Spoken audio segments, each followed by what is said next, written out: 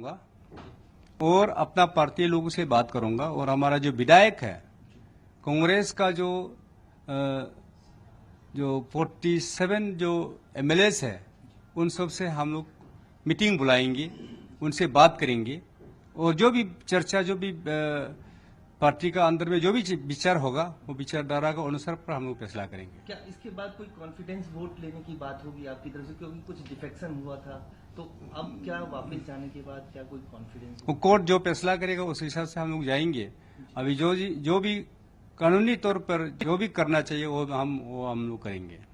मतलब फाइनली जो जजमेंट के हिसाब से आपकी जो सरकार जो 15 दिसंबर की थी स्टेटस उसको वापस कर दिया, उसको वापस कर दिया है।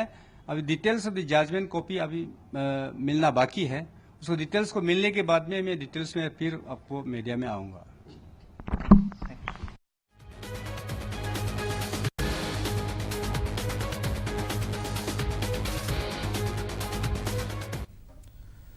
తాజాంశం చూస్తున్నాం. అరుణాచల్ ప్రదేశ్లో రాజకీయ సంక్షోభంపై సుప్రీంకోర్టు తీర్పునిచ్చింది. గవర్నర్ జ్యోతిప్రసాద్ నిర్ణయం రాజ్యాంగ సమ్మతం కాదని తేల్చి చెప్పింది.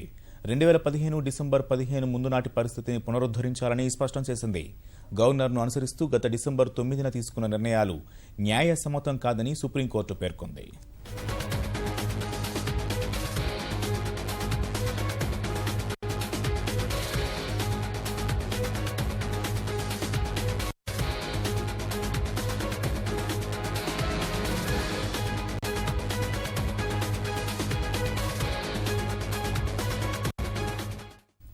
తాజాంశం చూస్తున్నాం. అరుణాచల్ ప్రదేశ్లో రాజకీయ సంక్షోభంపై సుప్రీంకోర్టు కీలక తీర్పునిచ్చింది.